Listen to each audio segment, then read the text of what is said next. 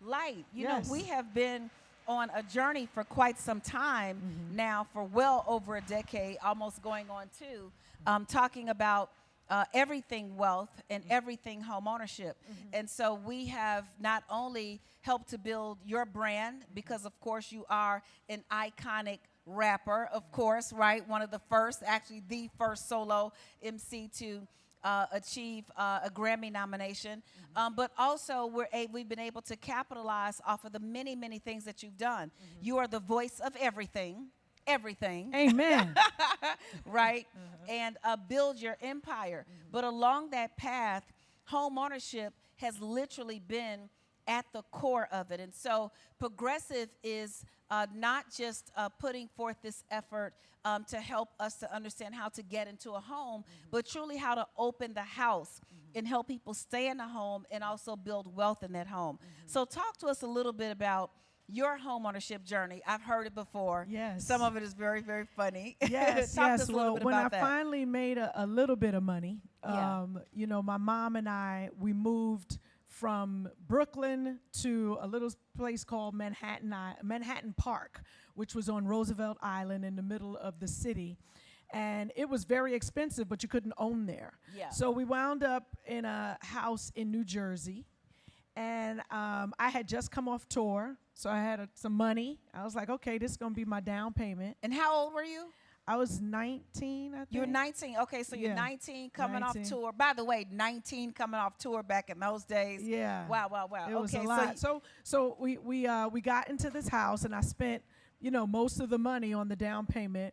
And then I decided, are you talking about this couch? I'm talking about all of it. Yes. Uh-huh. So there was a couch that I really loved. And I was walking through Manhattan, and I saw this couch, and I was like, ooh, I'm going to get that couch. That couch was so expensive that by the time I finished everything, because I had no planning, I was in the new house on the couch, but didn't have money for window treatments. So I had Curtains. In other words, curtains. You yeah, had no money for I didn't curtains. have any curtains. Yeah, because So window treatments sound fancy, but we're talking about they just do. basic curtains. Curtains, blinds, whatever Yeah. it was to keep my life inside the house private, I didn't have that. Yeah. So I wind up having to put sheets up in my window. It's funny now. Yeah. Yeah, it wasn't funny then. But what kind of sheets did you put up? Oh, you gonna make me say that? Yes. I think it was Raggedy Ann and Andy. Raggedy Ann and Andy Raggedy sheets Ann and on the Andy window sheets. to I the sure new did. house with a very, very expensive couch. With a $15,000 couch. Now, so this was back in what, 80 something or Yeah, 90? 89. Like okay, so this was back in 89, the Yes. year of self-destruction. Right. And you had this. I was self-destructive. Now that I think about it, yes. So you had this house, but this is good to know. This is good to learn from. Yeah, it's huge mistakes that you make, Yeah. specifically when you're reared in a home where they know nothing about Yeah. money, you know. So I wish I would have had this information then. Yeah. Because I think it would have went so much smoother. Yeah. Yeah. Well, this is why home ownership and this discussion right now is so important. Because the truth is, home ownership is still the foundation for building wealth for families. Absolutely. When I started doing this almost 30 years ago, we were so far behind the 8 ball when it came to first generation home ownership, first time home ownership, and all of those things. And the needle has not changed. And what has happened, that $15,000 couch that you bought so many years ago, that same couch now, if you were going to do the equivalent, that would be about a $150,000 couch. So can you imagine getting the home, you know, your first generation, you buy the home, you're making your mother proud, you're out in your career, and then you go buy a $150,000 couch and then not be able to, you know, put window treatments up and, you know, all of those other things. And I think it's so important for you to share that story, and thank you for your transparency, because it's the same thing that's happening now. And a lot of times when we get in a position to build wealth, we want to show the world we got it. Right. And that's what the couch did. Yeah. Yeah. Yeah, and that couch, you know, it wasn't really all like years later, I'm looking at this couch and I don't want to give it up because I spent so much money for it. So Yes. I'm carrying it with me. Then it's out in California and it's a black leather couch. Who wants it at that point? And finally, I had to gain the strength to say, I got to let this thing go. Yes. Yes. Yes. Yes. So this is a great time actually. Now we're gonna share a clip from Progressive's Open the House Challenge, and we're gonna talk about staying in the home because you got in the home. Yeah. But now it was about staying in the home. Right. Let's see that clip. Those eyes, that nose, your hair, your Nana's smile, Granddad's sense of humor, Dad's ear for music, and your mom's work ethic. We all inherit things from our families, but what many of us don't? The wealth needed to buy our first home. Progressive wants to help, so we created a down payment assistance grant for first-generation home buyers. Visit progressive.com/openthehouse to learn more. Okay, so I also want to share a clip. It's called The Recipe for Homeownership. So one of the things that you said is if you had the information earlier, Yes. it's like trying to make your first sweet potato pie. I don't care how many sweet potatoes you get. Right. If you don't put in the right ingredients, it's just going to taste like a bunch of sweet potatoes without all of the stuff that gives it the flavor. Yeah. So let's take a look at the Recipe for Homeownership clip so we can see a little bit about what we're doing, what Progressive is doing to help us stay in the home. Sure.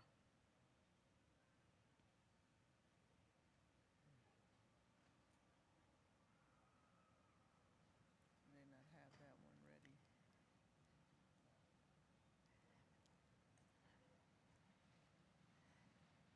Do we have He the said to next keep clip? going.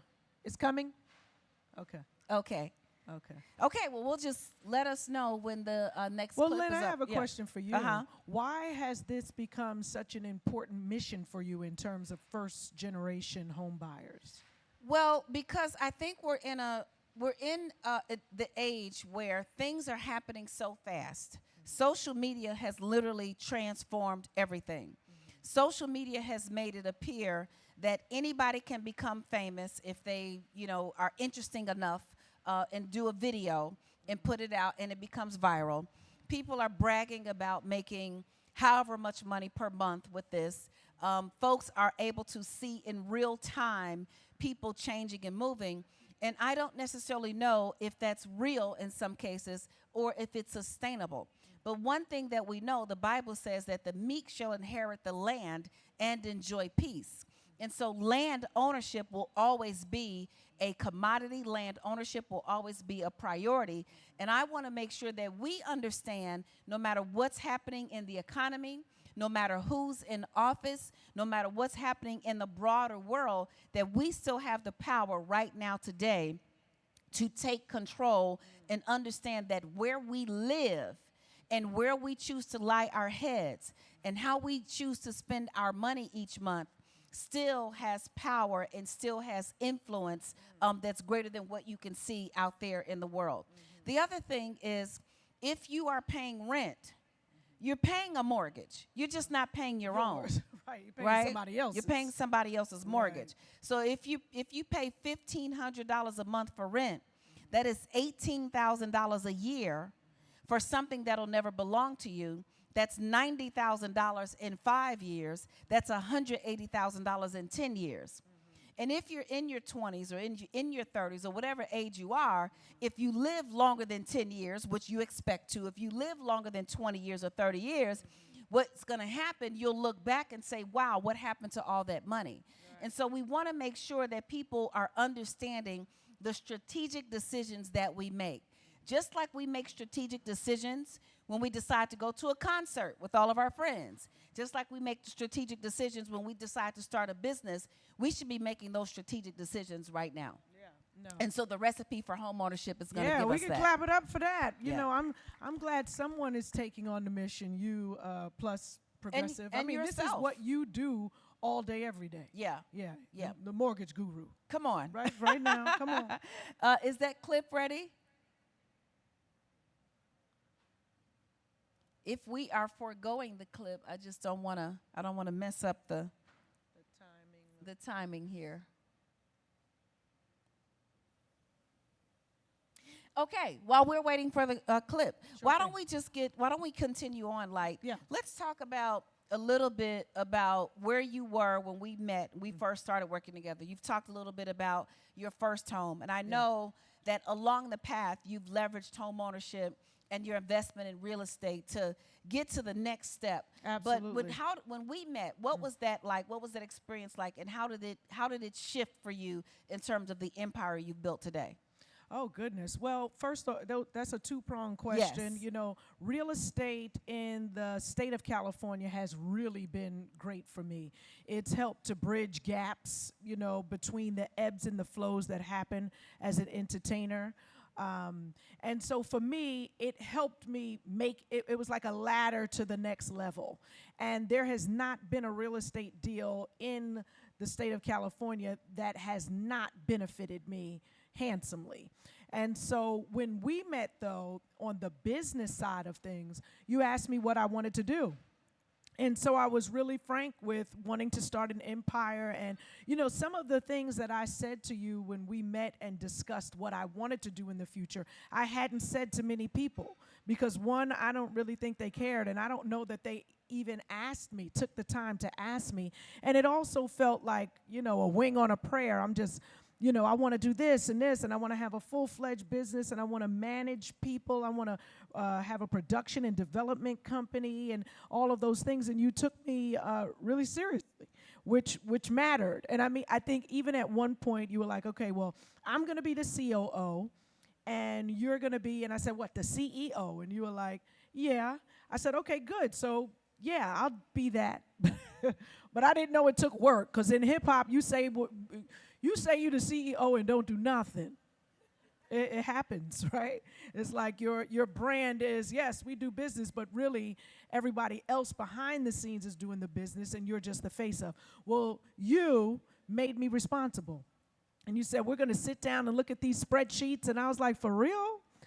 You were like, yes. And so I began to realize what the accountability that needs to be in place, and also how to be responsible for what it is that you say you want. And so everything changed when we started working together, and you took everything under your helm, and you was like, okay, we're going to do this, that, and it. You put a strategic plan to my business, which I think, you know, I'm blessed to have had, because with hip-hop and the artists that exist with under the umbrella of that genre are not always taken care of the way that you have come in and minded the business. Well, thank you.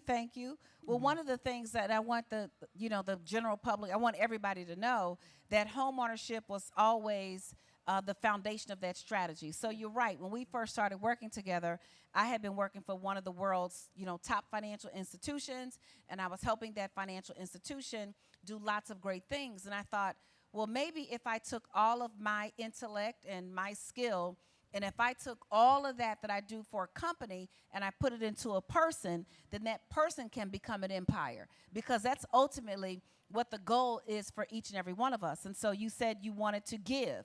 And so we gave away a couple of $100,000 scholarships in that first year. You can clap for that. Yeah.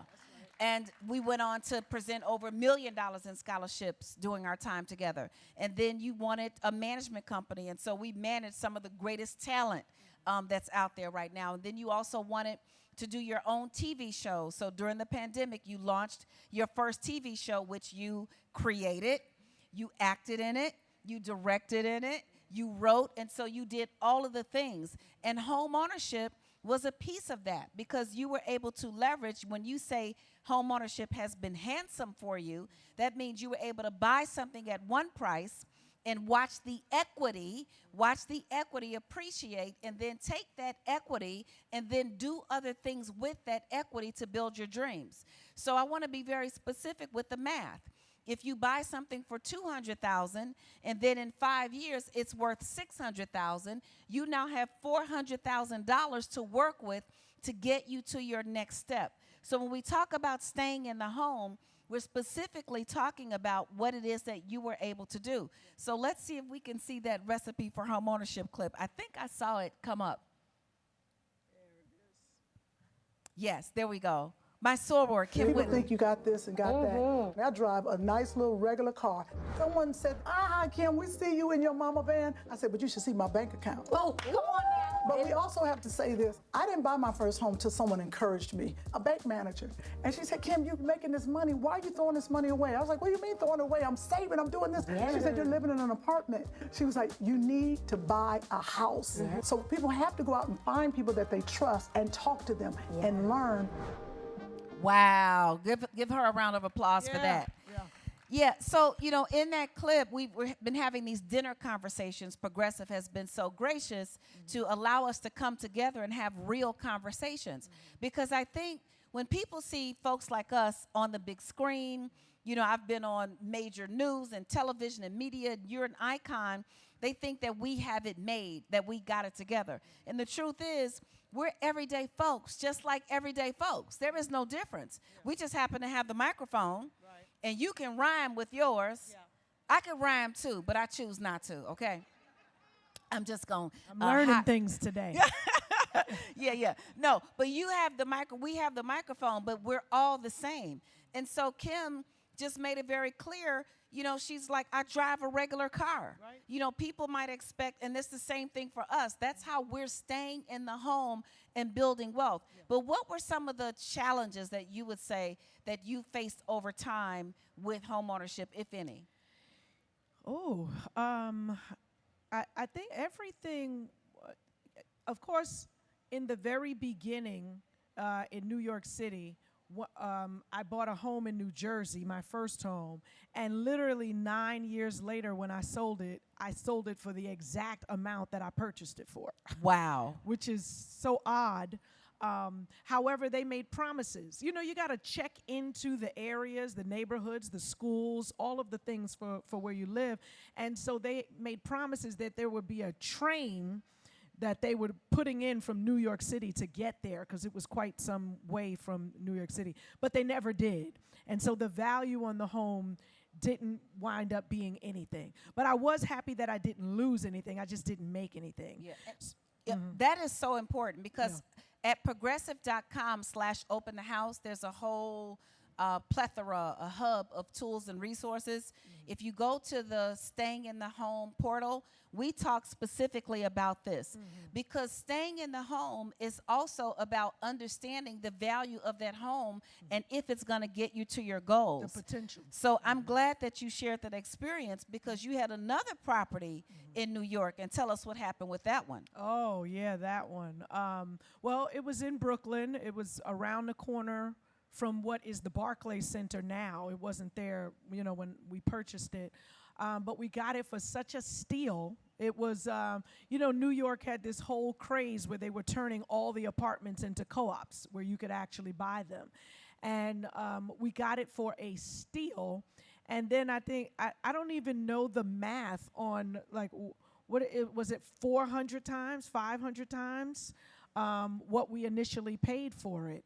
And so it was a cash cow. Yeah, it was a cash cow. I remember specifically, and this is why it's so important to stay engaged in the process, because in that first home you bought it, and 9 years later you hadn't gained anything. But in this particular home that she had purchased, I started looking at what was happening in the market. So this particular property, when you bought it, it was great. But then by the time we got to this stage, there were other buildings coming up. And what was happening at that time? When we purchased, it was the tallest building in that area. Right. It was across from Metrotech off Flatbush. And we could see the entire skyline of the city. But when they started to put up new construction, they started to block all of the view. And all of the buildings were new, so that building now appeared older. So it just didn't make sense to stay there. Now, we did go into a phase where we were renting it, which was great. But then, there was no chance of some real value being had until we sold. Yeah, so you wound up selling that one right before the market switched. Yeah. Because if she had kept that property, 6 months longer. I think even your real estate professional might have even said maybe 3 months longer. Yeah. If you had kept that property 90 days longer, you wouldn't have been able to get that significant equity out of it, Yeah. because it would have been devalued because of all the other properties that were coming up. So that's also important in terms of understanding the value in your home. Yes. And then tell us about your condo. So you were able to take that and build some things in your business, which was great. Yeah. So staying in the home. Tell us about your condo in California, because it was a similar situation. Right. Well, before the condo, there were a couple of homes that really we benefited from. Yeah. And when I say we, I mean my mom and myself. And so when we got to the condo, it was literally supposed to be an investment property. So we did a new we did 3 new bathrooms, kitchen. We spent a whole lot of money reviving it. And then when it was time to sell, the first offer we got wasn't what I wanted. I was like, oh no, that's a break-even situation. I don't want that. And then the market tanked. Was that like 2007, Yes, 2008? The real estate crisis of 2008. Oh my yes. goodness, it was horrible. So I was like, okay, I'm gonna have to live in this thing. So, I mean, we made it nice enough Yes. for me to want to live in it. So one, you improved it. Yes. You got new bathrooms, new kitchen. Yes. I want y'all to listen to that, because I'm going to make a point about that. Yes. And then the market tanked and you had to live there. Yeah. And so I lived there, and then it took a really long time, as we all know, for the market to turn back around. I think it was like 10 years. No, it wasn't 10. It was? It was a short amount of time in comparison to the long time. Oh, I 'Cause just think, didn't sell. Right. Well, no, you wound up selling in 2016, Yeah, but I had purchased it in 2007. but it wasn't bad though. No. Because what happened, so this is what happened in terms of staying in the home. You were able to stay in the home, Yeah. right? You were able to pay. Your mortgage was so low, Yeah. it's like you were stealing. Well, it was adjustable. Yeah, it was. She was stealing, right? Your Yeah. mortgage payment was less than rent Yeah. anywhere. Yes. Your mortgage payment. And so that's what Kim Whitley just talked about in the recipe for home ownership. Being in a position, she said, yeah, my car might be this, but you should see my bank account. Right. So that's what happened with you. You were able to take advantage of a market that tanked, and Yeah. instead of getting out, you were able to stay there. Your mortgage was low, and you were able to build the other areas of your business. Right. But when the market came back, what happened? Oh, it was time to sell. Yeah, and you And sold yeah, it. Yeah, I sold it in time because my mortgage started to, my monthly mortgage started to go up like triple the amount that I had been paying. Yeah. So yeah. Yeah, but you also sold it right at the time before other new properties were being built that would have outvalued your particular Yes, property. yes, totally. So that's definitely one of the things. Once you get into the home, that's one piece. But staying in the home and knowing what improvements to make. You made the right improvements. You made the property livable, not just for someone who was going to rent, if that was going to happen, but you me. made it livable for you. Yeah. Yeah. You totally. know, you made it something that someone of your caliber, right, right. would want to stay at and be proud of. So that's really, really, really important. And that's why I'm so excited about what Progressive is doing with this Open the House initiative, because everyone talks about getting in the home, but few people talk about staying in the home. Staying in the home and just knowing the right decisions to make once you're even in there. Yeah. I think is a big deal. Yeah. Well, So, do you have any questions for me? I think I do. So you said I made the right improvements. Which home improvements or renovations tend to offer the best return on investment, and why? Okay, so this is really important. There are a couple of things that you want to know if you are in a home or anticipate buying a home, and then you're thinking about all the things you want to do to the home. Well, the first thing is to avoid those things that are just for show. Let me explain something to you. Rich people stay rich because they act poor, and poor people stay poor because they act rich. And poor people stay poor acting rich in front of other poor people, which is real crazy. Can I get an amen on that? You understand? So, in other words, don't try to keep up with the Joneses. Don't try to impress people. Because a lot of times what happens, we buy the home and then we go get the expensive furniture. We go get all the things that to make the house look great, but those things do not add value, right? So I often encourage people, just decorate one room at a time. one item at a time. So if all you can afford is the bed, get the bed and some sheets. If you can't afford the most expensive sheets, get some that you can sleep on. Then go get the whole set. Then add the end table. When you get the bathroom done, then the bedroom, then go into the bathroom. But those are just the aesthetics. Okay. But some of the improvements that you can make are simple things like updating the bathroom. Now, one of the great things about the age that we live in now, you can upgrade a bathroom usually relatively inexpensively. So if you decide to budget and save some money and put it to the side, instead of going out to maybe eat fast food and pay for that subscription for 5 or 6 months, you can take that money now and upgrade the bathroom. A bathroom upgrade is going to improve the quality of your property. Another upgrade is adding a bedroom. Adding a bedroom. Now, we are in the season of home office and people are doing social media, and so you may have a room on the side that was your office. The difference between a room being an office that is not going to add value and being a bedroom that will add value, the difference between those two rooms is a closet. Yes, my brother right there knows. If that room now has a closet and a door, it is now a bedroom. Now, you can do what you want in there.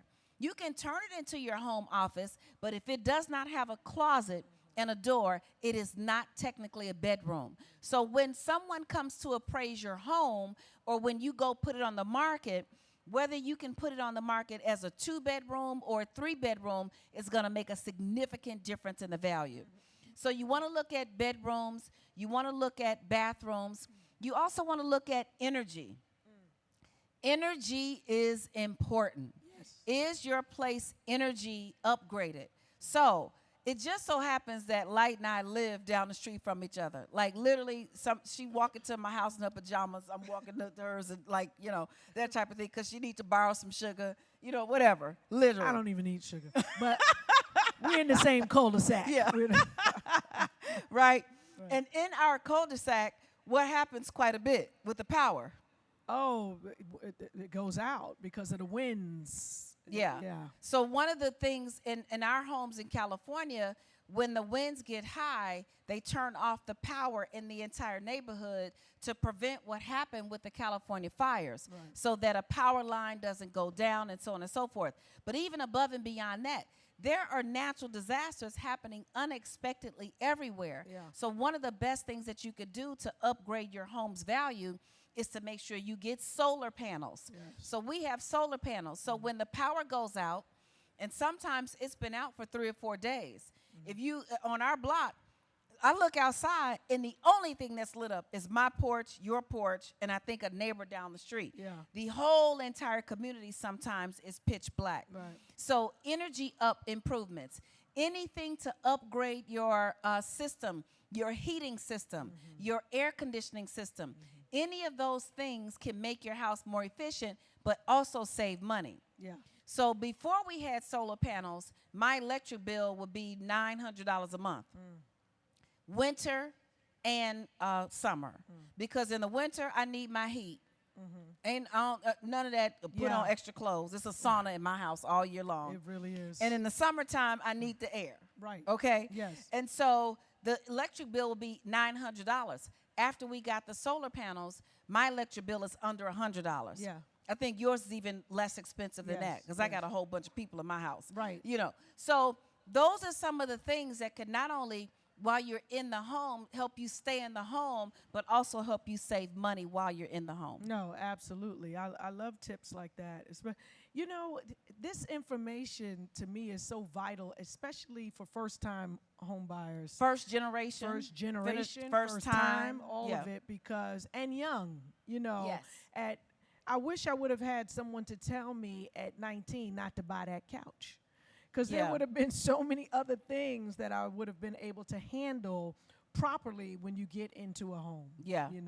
But I'm also blessed that I've had plenty of other opportunities to start actually- over. Yeah. Yeah, to it's like start- me with all those credit cards in college. You know, it's like if someone had told me not to do that. Yeah. But that's why Progressive is doing this, because we get to tell other folks, you get to share this information. Yeah. You get to share. Sometimes you can't talk to somebody, but MC Lyte can, right? I have 3 daughters. Sometimes there's a message I can't get through, but I'll just send them a recording of something that MC Lyte said. So this is good. This is good. Okay, so I'm not quite sure of the time, but we're just going to keep on rolling through. Why is it so important for us to talk about estate planning and not just owning the home, but protecting it? Wow, this is huge. This is huge. So estate planning. First, let me share this. Everyone has an estate. Your estate is everything you own, all the way down to your mobile phone, your bank account, or your other accounts that you use, whether it be, any of those services, Cash App, Venmo, PayPal, whatever it is. In addition to that, your life insurance, your 401k, your retirement plan, the things that you own. When you do not have an estate plan, the state has a plan for you. If you do not plan it yourself, the state will plan it for you. And the first barrier to wealth for our communities, one, is lack of access to homeownership. But the biggest depleter of wealth is failure to plan the estate once we get it. Because to whom much is given, much is required. And he who is faithful with little will be faithful with much. He who is unfaithful with little will be unfaithful with much. So let me give you an example that you can Google. For example, our brother Chadwick Boseman. When he passed unexpectedly, he passed without an estate plan. His estate was worth $3.9 million. Because he did not have an estate plan, it had to go through probate. Probate is another word for money, okay? It costs money. It's the legal system to divide your assets. His mother and his parents and his wife were in agreement. So nobody was fighting over anything. But because there was no plan, the probate court got $1.6 million, and his wife got 1.15, and his parents got 1.15. So think about how hard you work. Think about the things that I always say, you may collide into your blessing. You may collide into your next level. It is important for us to plan our estate so that we can pass on our wealth. Now, some people say, well, my parents are gone. I don't have any kids. I don't have a spouse. But each of us is here to do something to make it better for the next person. So that may be you passing on your estate to your own neighborhood or to a community center or to help survivors of domestic violence or cancer or anything that can be important to you. It is important for us to have an estate plan. The other reason is there's a case of a mother and a daughter. A mother and a daughter, they were each other's beneficiaries, and they did not have an estate plan. Well, they got into a car accident. They were driving together. The mother was dead at the scene, but they went and worked on the daughter first. The daughter eventually passed. The father had not been in their life in over 30 years. When the mother passed, all of her assets went to her daughter. So her sisters, her nieces, all the people she wanted to bless, she couldn't. So everything went to the daughter. Then when the daughter passed, because the daughter did not have an estate plan, she got all her mother's stuff plus her stuff, and it went to her father, who had not been in her life for 30 years. These kinds of things happen. So it's not only important for us to get in the home, but to stay in the home and also to build wealth in that home. Thank you. Thank you. Extremely informative. Yep. So I think we have to wrap up now, and I think Are we taking a couple of are we taking questions? Okay. Awesome. We can take some questions from the audience. Yes. Thank you for being here, by the way. Yes, God bless. yes. Progressive thank you, on the thank move. you. Yes. I get to see an icon in person. Thank you, MC Lyte. One of the things that we have encountered over the years, and I remember this as a kid that still happens today, is heir property, and the proper process of doing succession and what that means, and try to address how you can untie that with heirs who are still living, but maybe refuse to do a succession on their deceased siblings. I'm not sure what the question is. What What are some of the avenues to try to do succession, maybe without the cooperation of siblings that refuse to do successions on the other generations of parents? So is this before the person who has the asset passes, or after? Well, now it's after. Okay, so after it's probate. After, there's almost nothing you can do if people don't cooperate except let it go to the court system, and then what ultimately happens is the court system depletes the asset. So if there was $1 million or $100,000 or whatever, and what's really sad is when children are involved.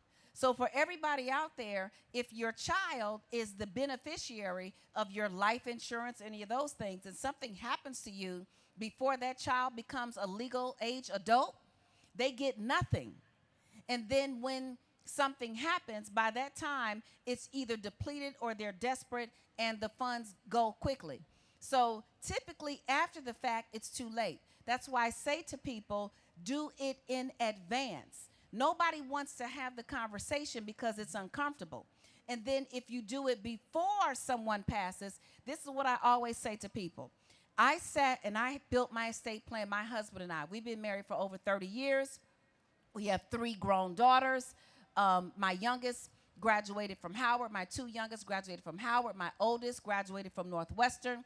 And so when they were young and we were still grinding, I had an estate plan. And I put things in order. And I know sometimes we're wondering if people are going to be mad at the decisions that we made. I don't care if they're mad, because by the time the decisions are executed, I won't even be here. I won't even be here. So do you care if somebody mad after you gone? Right? And also remember, your estate plan is confidential. You don't have to tell anybody. You don't have to say anything. So there are lots of times there are emotional things that prevent us from, one, having the conversation. But the truth is, we want to make sure we take care of those who we love. So if something would have happened to me in my 20s or 30s, remember Grandma B? I would have wanted her to be taken care of. So I had an estate plan that would take care of her, my parents, my children, so on and so forth. So we got to have the conversation before the thing happens. The last thing I would say to that is an estate plan with a trust is completely separate from a will. A will still has to go through probate. A will still costs money. Someone can contest the will. So even if you leave something to your heirs in a will, that doesn't mean they're going to get it. An estate plan with a trust ensures that your assets will go to the beneficiary without probate. And it is quiet, it is private. And the other thing is that a trust goes into effect even when you're alive. And if you become incapacitated and can't make decisions for yourself. One of the reasons why things happen with conservatorship and people losing control is because this estate planning hasn't happened. So hopefully that answers your questions a bit. Just a little bit. It's tied into land. And so people argue over land for years, and that's one reason why my husband and I did a will, since we have 3 properties and 3 kids. We was like, if you want to fight over, you're going to have to fight with yourself of what to do with it. Yep. And so I would encourage you to take that will to the next step and get a trust to ensure that there's no fighting if there's value. But that's great, great. Congratulations. Good morning. The information you shared was very valuable, and I appreciate the time that I've sat and actually listened to you. I have a question in regards to my concern for many first-time home buyers, specifically for my children. In the earlier years when I was buying homes in the 80s and the 90s, had a lot of first-time home buyer programs out there. Today, there are a lot of investors that are buying up those properties, and interest rates have raised and are rising so very high. So as my daughter is in her junior year, and then I have a son who has graduated, what would you recommend the best program that or programs, how can they get in to first-time home buyer programs, and which programs do you think are the best ones? Because they are priced so high right now, and even with my own experience and having the kind of equity that we have as a family, but I fear that my children will be priced out of buying homes. Your question is a game-changing question, and let me share the strategy for everyone. This is so important, what I'm about to say. And when I say this in rooms with people who have gotten the education and the knowledge, everyone's nodding their head. But when I say what I'm about to say next in rooms where we have not had access to the information, everybody's shocked.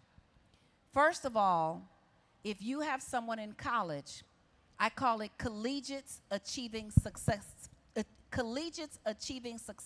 homeownership. That means your college student can actually buy a piece of property while they are in college. Let me explain to you why this makes sense. Most college students move off campus at the end of their freshman year or sophomore year. They go and rent an apartment with 2 or 3 roommates. They pay rent to the landlord. Well, I've done this with many, many families where instead of going to rent from someone else, that college student actually buys the property. Now, here's what happens. The room and board for the year is somewhere around $15,000. The down payment to buy in this situation is less than 3%. So you can sometimes get into it for maybe a few $1,000s or what you would have spent in half the year. Now you rent that property out. You create an LLC and you rent the property out. What's happening is you're now renting out to those same college students. They typically pay in advance. They pay in the beginning of the semester when they get their refund check from their scholarship, their financial aid, or whatever it is that they have. So now your college student is living in the apartment rent-free. They're an owner. And so in one case, the mortgage payment was like $1,800, but then they were collecting $2,000 a month from 3 other people. So they were collecting $6,000. The mortgage was only $1,800. They've got a profit every single month. You understand what I'm saying? And then they're living in that apartment rent-free. They're living in their piece of property rent-free. Your college student can do this, and they don't need income. They just need a cosigner. The ability to sustain the mortgage is there because you have renters. When they get ready to graduate, they do one of 2 things. They sell the property because now it has equity, and or they may choose to continue to rent the property out and get the rental income because there are always renters near a college campus. That's a game changer. So now what that's done is it's put your college student now in a position where they're owning instead of renting. And in many cases, for example, one of my clients, she did this in a state. Her daughter went from paying out-of-state tuition, which was like $15,000. When she bought the property, she became an in-state resident. So her room and board disappeared. She's now making money every month, and her tuition went from $15,000 for the year to $3,000. So we want to start to think strategically. If your young adult, your first generation home buyer, whatever, has already graduated, you still want to start thinking about strategy. Maybe they got a job in New York, but can they work remote and buy in a more affordable place so that they can then live with an affordable mortgage, and then when they get enough equity or build enough reserve, then they can go buy that condo. So we just have to start thinking about other ways to get to the goal. But thank you so much for that question. Yeah, that was awesome. They're looking. That was the last one. Okay. Looks like that's all the questions. Okay. All right. Well, please, please, please go to progressive.com/open the house. I will be communicating along with MC Lyte and all of the other people who are in this movement with us to help more first generation constituents and people and our family members and the folks in the world get to the stage of home ownership for not just owning a home, but staying in the home and building wealth in the home. So thank you so much for your time today. Thank and you. thank you, my sister MC Lyte. Absolutely. Thank you for having me.